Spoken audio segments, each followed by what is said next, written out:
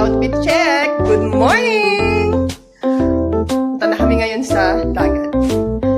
Kasama kong isa, si Boss Acer. Yung kasama kong isa, si Madam na naka-blush on. Kasama kong isa, si Madam, naka-swimsuit din. Si Ka-Eman, baka ka naman magtago. Ngayon, tututry namin ang mga water activities dito sa The White Orchid. The White Orchid.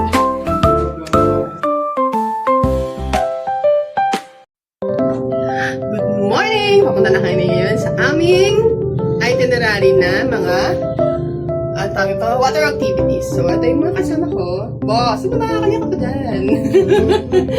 Yan, yung mga kaibigan ko. At si Endong! Okay, see you guys!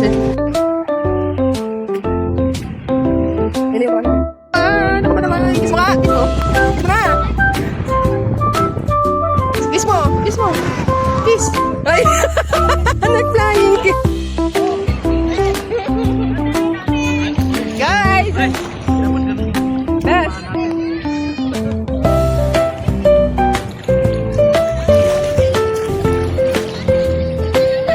Dali! Okay. Ikaw ay taga-Indang Cavite. Anong masasabi mo sa tubig namin dito sa norte? Hindi masyado maaari. Ay, ganun. Tapos, yung mga damo. Yung mga damo. Perfect. Healthy. Oh, so marami talagang mga katawan na naitatapon dito. May fertilizer na.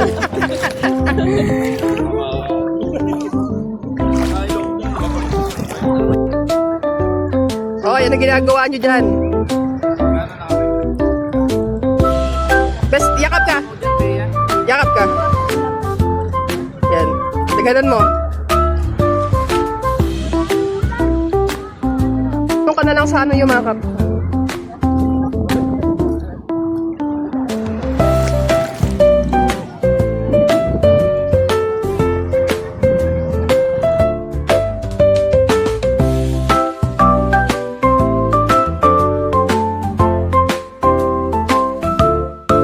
Ay, kaway! Ay, kaway na!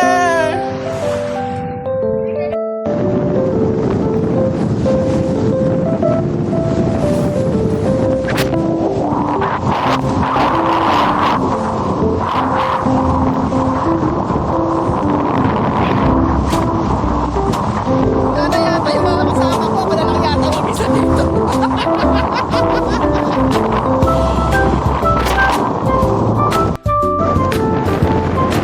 Hi guys! Hoy, kumuhay naman kayo dyan! Hi! Bitaw!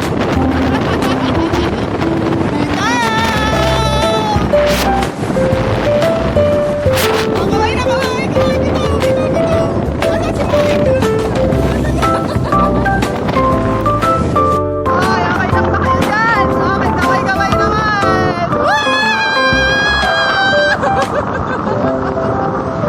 Mahal, bigito ka naman, ano? Wala ka ba?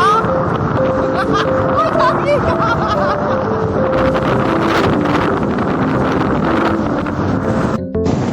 Ay, guys!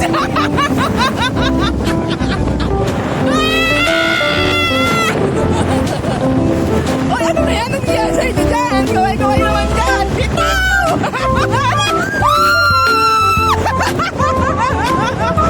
Mahina na. Hi, guys! Hi! Nasaan na kayo?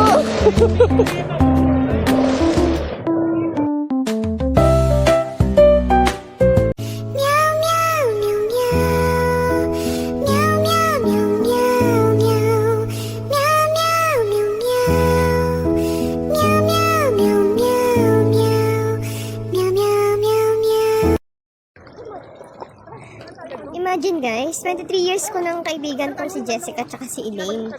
Dahil sa tinagal-tagal naming magkakaibigan, na puro yung mga yaya namin ay nauwi ng lagi sa drawing. First time talagang nangyari sa buhay namin na nag-road trip at napunta kami dito sa White Orchid Beach Resort. Talain nyo yun kung kailan mga trentahin na yung mga edad namin, saka lang namin na-push tong goal na to. Diba?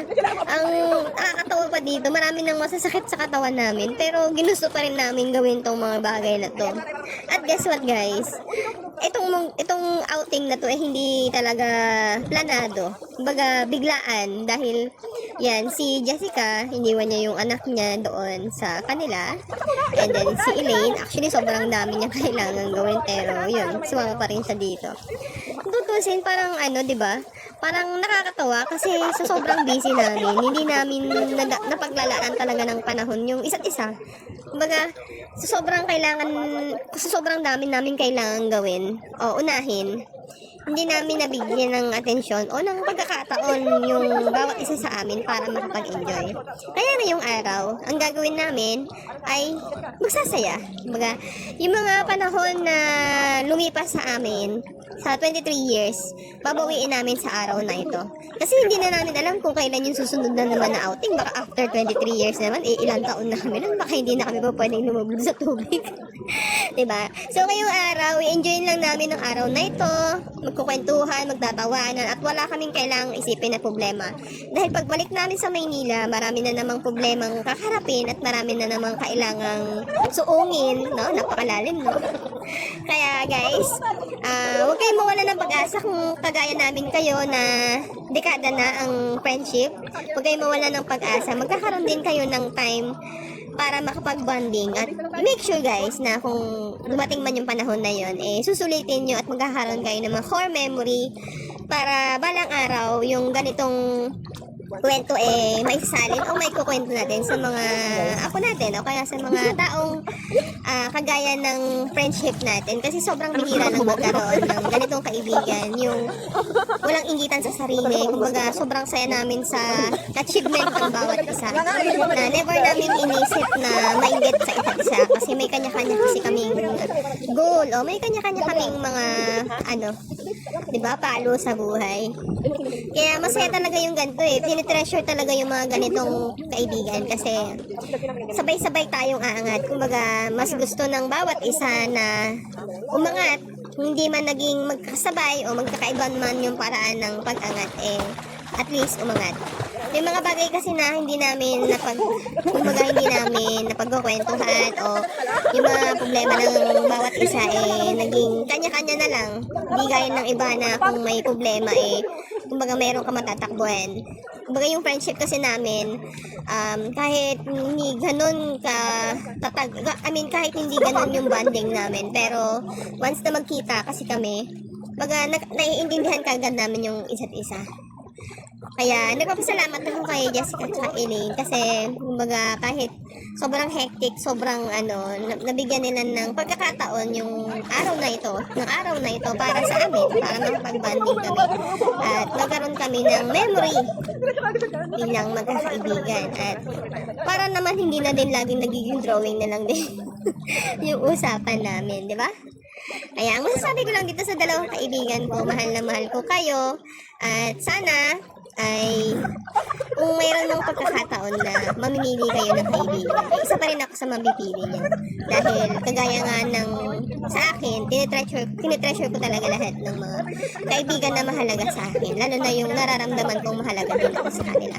Kaya guys, see you sa ating next road trip at sisiguraduhin ko na magkakaroon ulit tayo ng core memory at itong mga memory na to, ito yung magiging tanging yaman natin para sa ating mga sarili.